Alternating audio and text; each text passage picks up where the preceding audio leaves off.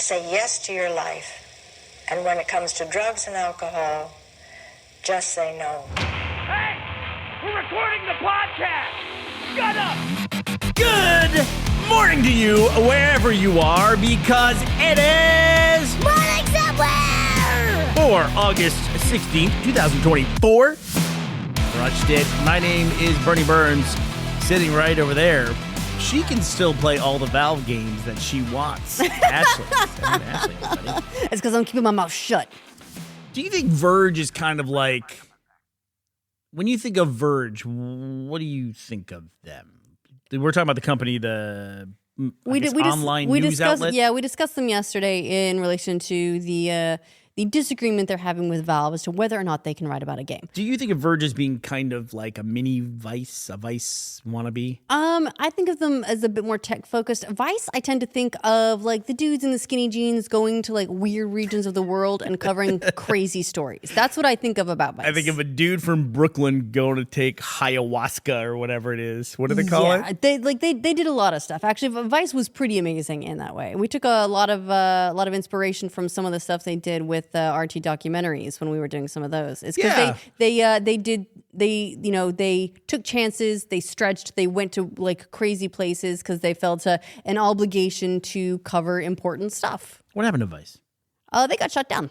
They got shut down? They did. Unbelievable. I think they had, I want to say they had like at one point a $6 billion valuation. And they had TV, they had a lot of things going on, but it can be hard to maintain that sort of thing. Very few things last forever. This is from when they restarted their sales process at a lower valuation in 2023. This is an article on CNBC. Vice reached its peak valuation in 2017, valuing the company at the time at nearly $6 billion. The company later targeted a valuation of roughly $3 billion. What's $3 billion between friends, including debt, when it attempted to go public via special purpose acquisition company 7GC and Company Holdings in 2021. Yeah, kind of lost the thread there at the end of that, but $6 billion is what they were at their peak. Yeah, and then my understanding is they stopped publishing and did almost complete layoffs of hundreds. So basically maybe anyone except admin staff required. I think they were being sold to another group that may keep the brand, but Vice as we knew it is done. Can I call online news outlets a magazine, and that's sure, okay? Why not? I mean, it's like a lot of these terms we use, like we go to tape something, Yeah. or even I guess record is. They're deprecated terms used in a modern context. They just kind of hold on forever. Language is evolving. I mean, we even call our smart devices phones, even though that's the last thing I will ever do with this device is actually make or take a phone call. Bernie will be watching my phone on the table as it's ringing. He goes, "You gonna get that?" And I go, here's my impression of Ashley answering her phone. I don't have a soundboard for a phone ringing. Go figure. Ring, ring, ring, ring. Click. Unless you're dying, fuck you. That's how she answers the phone. I saw you say the funniest thing ever and I totally get it from context. It'd be one of those things that if it happened in any different era of my life, I'd be like, what was that conversation? Your phone rang, you picked it up, and you looked at it, and you said, Grand Prairie, Texas? That's what it was. No way. Well, it's because, so they're calling my U.S. number, which I still have, but it's sort of, so that someone can get a hold of me if they need to. But in order to answer that phone call, answering that phone call would cost me $10. It costs $10. It would activate there's like a feature on the phone line where you can spend $10 and you can use the phone on an international line for 24 hours. But answering that call starts 24 hours. Right. And I'm not going to do it. Yes. As From soon as you Grand Prairie, I don't know who would call me from Grand Prairie, Texas. No one I want to talk to. You don't know that because you never answered. And they don't leave voicemail either. If they don't leave a voicemail, then I know that I'd made the right choice. So I'm okay calling like Verge a magazine. That's sure. Fine. I don't have to call them a blog. That seems more antiquated than magazine at this point. Blog. I would agree with you completely. Yeah. So, okay, Verge is a magazine. Great. It's an online magazine. Magazine, whatever. It's a magazine. Online publication. It's just a magazine. There's no word for it. There's no like what is like IGN? Calling it a website doesn't really kind of cover it either. An outlet. It's an outlet? Well, they're sort of a news and coverage outlet. Yeah, you see, you already have to expand. I just want a word. They're a publication. I just want a They're word. an online publication. You know, it's 2 words. I'm going to say magazine. They're a Fine, magazine. okay, whatever. IGN's a magazine. Verge is a magazine. Sure, they're Robert all Downey Jr. magazines. is Is a a magazine. magazine. It's magazines the whole way down. The whole way down.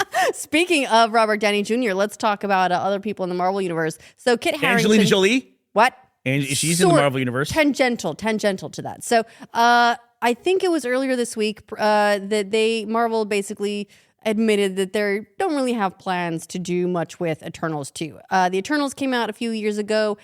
It seemed like it was the perfect Marvel recipe for success. Just a banger cast to Angelina Jolie, Robert Downey Jr. Just kidding, he wasn't in that one. But it was Kit Harington was in it, and this is going to become relevant. Keep going. Kumail Nanjiani. Thank you very much. Who got the Marvel muscle treatment. It was absolutely incredible. And, it was a really good cast. They had a director that was just coming off of a bunch of awards. It seemed like it had everything going for it. And then Eternals just didn't land. You're talking about right? Chloe Zhao. Yes, Chloe Zhao. And so there's no plans at the moment to work on Eternals 2. And recently, Kit Harington, also known as Jon Snow, was in the news because he did an interview and made a joke that he said, where is this? He said, How do you feel about Eternals 2 not coming back? I mean, look, I watched Eternals. I can't say I cared enough about it to be too broken up about this. It sounds Right. like we might see more of the characters in other Marvel properties. Like maybe they'll just end up in different things. But Eternals itself didn't feel strong enough. And oddly enough, it was kind of a team up movie, but it didn't feel like a team. Like I never got it was like getting the team back together, sort of okay. like this team's scattered to the wind over the era, and they have to go get the team back together. But it never felt like it gained cohesion. Like I never felt like they felt like a team. It also, to me, it's a Marvel movie that feels Marvel adjacent. Like it doesn't really cross over with any other Marvel events. There might be a line, like a throwaway here or there or something like that. But even in like now the weird infinite multiverse stage that Marvel's in, this feels like something even different than that. I think Deadpool and Wolverine had kind of the same issue, where at the end of Deadpool 2, there was some time travel stuff that they then tried to retcon as being multiverse stuff. But it wasn't presented as multiverse when they first did it. And it made Deadpool and Wolverine at the start kind of confusing. I would agree with you. Yeah. There were some characters that I'm like, wait, how'd they get there? And Exactly. then I had to go on the internet and read, and they're like, oh, well, they treated it this way. Right. It was So, different. I read a great quote, by the way, from the guy who wrote X-Men First Class, I think it was. Okay. One of the writers from the Fox X-Men movies. And there was a point in time where I guess Xavier dies. I don't even remember that. And then he's just back in the next movie. And apparently he went to the executives at Fox and he said, how can Xavier be alive in this movie when he died in the last one? And the exec reportedly told him, because shut up, nerd. That's why. Sometimes you got to say that. It's comic book movies. It's like, because it's a movie based on comic books. So shut the fuck up. And so the X-Men, no one really worries about the X-Men timeline. And that's a complete mess. It is a, there have been, like red thread charts trying to figure out the continuity of the X-Men timeline, basically since those movies came out. They didn't even seem to make sense in and of themselves. But in relation to Eternals, there was a post-credits scene that set Kit Harington, Jon Snow, up as a future major character in the MCU, potentially for Blade. We're past this now. He's double troubled. Why would he be for Blade? The Black Knight? The Black Knight is Avengers he was- character, actually. Well, from what I heard, he was being set up to be a character in the Blade Oh, movie. the Blade reboot? The- yeah, the in the- MCU boot? Yes, the new Blade movie, which has then had its own troubles. So, they were asking about that, and he goes, look, I'm not going to pretend I took that role because it was different and interesting. If Marvel calls, you got to do it. And the thing That's is, such an honest answer. the thing is, you do, right? If Marvel called me and was like, That's so honest. we want you for Eternals 2, I'd be like, fuck yeah, sign me up. Yeah, let's do it. Put me in the gym. Let's go. I mean, honestly, that's a very honest answer, right? And also, it's kind of like, Kumail talked about some of this stuff when he did some press for a different movie, or maybe he was on a podcast where he talked about like choosing to be in the Eternals and saying yes to it. It's like all the things you said, Ashley. This is a recipe for success. You never quite know how it's going to be received. And the other thing we're not talking about in this, when you're an actor choosing a part, you're also banking on this fucking incredible freight train momentum that the MCU has, where it's just like they have very few missteps, right? And so that's part of it as well. And when you're choosing it, how can this go wrong? It's also, I think, a matter of like, this is your one opportunity. You don't know that another role down the road in some other MCU project is going to come up. So if you get offered one, you take it. I know. That's what's crazy too. It's like, or if you're Robert Downey Jr., you say yes twice. maybe 3 or 4 times.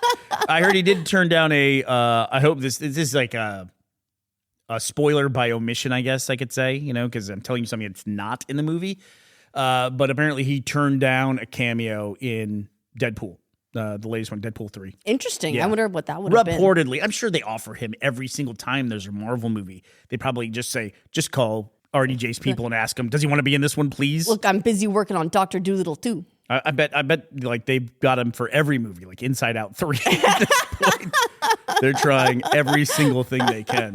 Yeah, but I would do the same thing. I get it, because when you're an actor and you're trying to make it, that's one level of difficulty. But then once you're established, especially when you're established like a character like Jon Snow, keep the whole thing going, but in a way that doesn't like constantly call back to the part that everyone knows me as, Right. For forever and ever. You got to try to have some breakout. And that would be if the stars had aligned, a great breakout, a great break from the Jon Snow character, right? Yeah.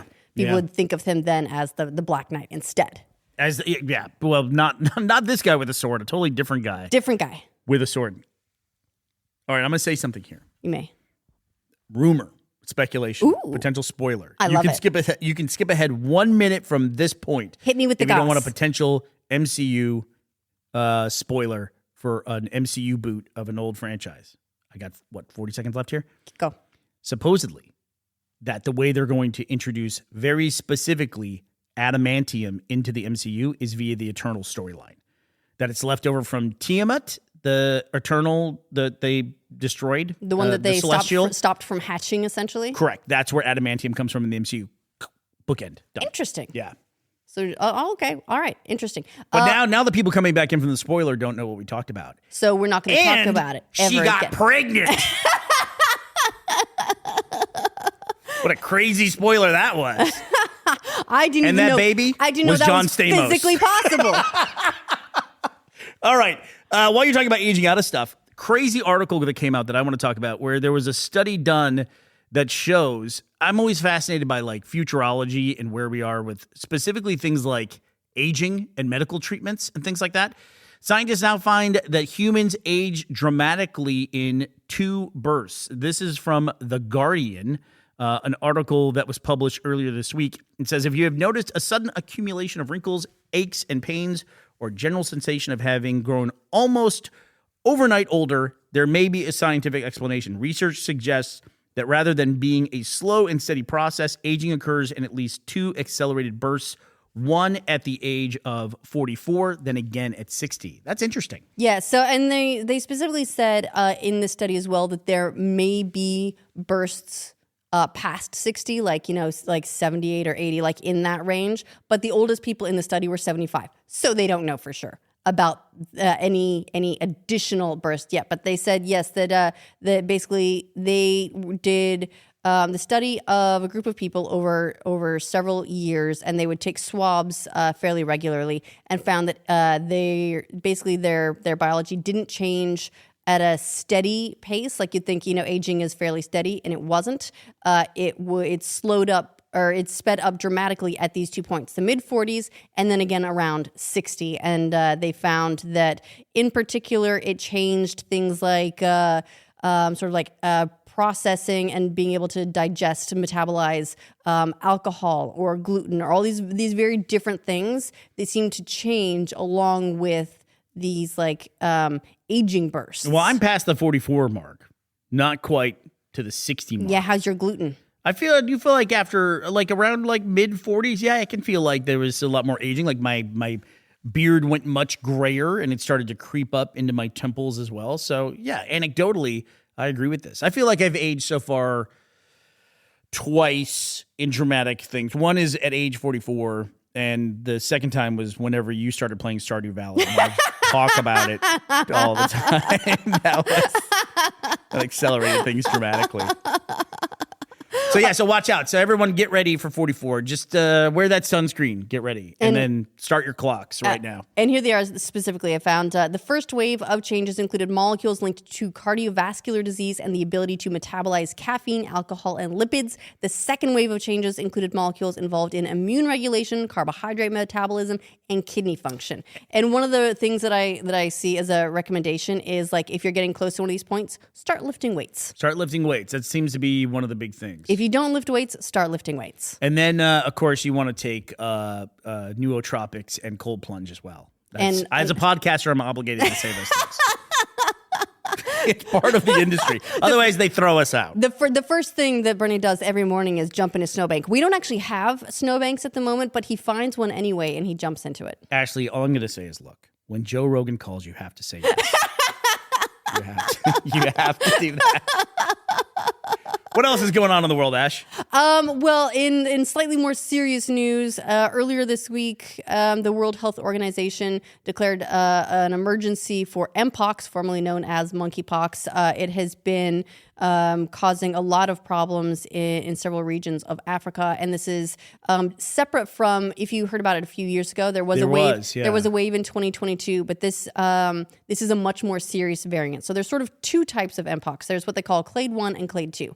Clade 2 is a milder form of Mpox. And what is going around right now is Clade 1, which has up to a 10% fatality rate, which is not great. Wow. Not That's great. significant. Since the start of this year, there have been more than 13,700 cases of Mpox in Congo, with 450 deaths. And this could get much more serious because Sweden has confirmed an international case. Right. So, and for everyone's day that you just ruined, how is Mpox transmitted typically? Very much the same as something like COVID. So close contact, touching, breathing, in the same area, and it's very.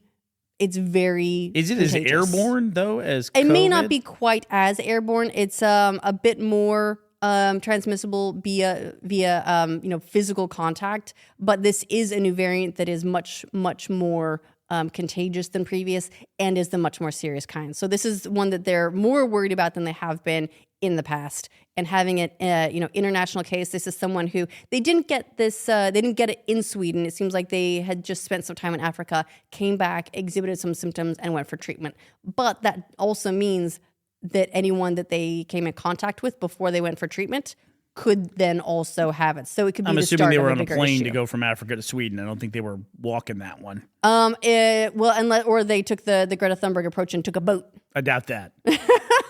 I highly doubt that. So they were probably on a plane as well. This is interesting to me because when this reared its head a few years ago, the Clade 2, you said, was the outbreak that previously had happened? Yes. Maybe. The thing that I noted about it is that you could see the impact of COVID and all of the things that we put in place to fight COVID and the fatigue and exhaustion that people had for those things because immediately they wanted to ignore this if they could. So it's one of those things. It's outside of Africa right now. It's in Sweden. We've been in situations like this before with other really terrible diseases. Just one of those things. Maybe keep your eye on it. Don't sweat it. Go about your normal life. You know what I mean? This is not medical advice. But, just be aware of it. Kind of keep your eye on it, right? Yeah, keep your eye on it. make sure your work from home computer is really great, just in case. For a lot of reasons. For a For a lot of reasons. Including Mpox. Including that. Yeah, so that's the thing that I'm sort of keeping my eye on at the moment. For all we know, it is now fully contained, at least this Swedish case. I don't know what is in place to contain it, where it's currently got an outbreak in Africa. I think part of the reason they declared the public health emergency is so that they can put measures in place to contain it. That's something they have to do as one of the steps to work on containment. It's the same thing. It's along the lines, at least, of in the U.S. when the president goes, I'm declaring this a natural disaster, or what's the or term? national emergency. Yeah, or something like that. The reason why they do that is because it's a classification of an event where it frees up certain amount of resources, or they can allocate resources towards it. Yes. So yeah, that's where they are now. But something I think to keep your eye on. In good global pandemic news, Ashley, COVID has fallen. I didn't know it was this high still. COVID has fallen in the U.S. down in 2023. You fell down to the 10th leading cause of death, which is down significantly from what it was in the past. but it's still the 10th highest. Yeah, it still is the 10th highest. But the interesting thing was to me, too, is that I was looking over the COVID mortality numbers because I was trying to compare it to Mpox. And I saw the totals now that COVID in the U.S. had killed, was responsible for the cause of death for 1.2 million people now so far for COVID, which puts it ahead of both HIV and the Spanish flu, or the flu The 1918 flu? Yeah, the flu of 1918, if you want to call it more accurately. It puts it ahead of both of those things. So as far as disease goes, it is now the leading disease that has killed Americans. Wow. Besides the naturally occurring things, probably like maybe cholera in the early days and things like that. But, modern day, what we associate as being disease. But it's good because it's on the decline. That's the overall trend is down, and that's good. So hopefully the worst of that is behind us. Touch wood, wherever I can. Touch wood. Got Touch some. wood. All right. Well, that does it for us today. A little bit morbid news, but that's what's going on in the world today. More positive news. I don't know what side you are on. I'm assuming that you're probably pro-Ukraine if you're listening to this podcast. They had the biggest ever group of soldiers surrender to Ukrainian forces this week. Huzzah. And, of course, they've been pushing into Russia as well. If you haven't kept up with that, you should take a look at it, because now Ukraine is on the offensive in addition to being on the defensive. They've now pushed into Russia, and Russia is having to move resources from Ukraine back into Russia to defend Russia from Ukraine. Big push. There is a small caveat there. They think they might have found British tanks in Russia. That's kind of a big deal. So that's a developing story at the moment. Interesting. I hadn't heard about that. Well, it's British tanks that were given, of course, to Ukraine, but then there's all these weird stipulations as to what those weapons can be used for. Right. But British tanks on Russian soil is an interesting development, to say the least. I say that as a fighter jet is flying overhead right now. They do that for funsies, though. So if you'll excuse us, we're going to go duck and cover. All right, before we go, I'd like to thank our sponsors for today, Hunter Clark and Monica Castro. Thank you both for sponsoring this episode of the show at patreon.com/morning somewhere. You both are rock stars. Hunter and Monica, thank you very much. All right, well, that does it for us today, August 16th, 2024. We will be back to talk to you tomorrow. We hope you'll be here as well. Bye, everybody.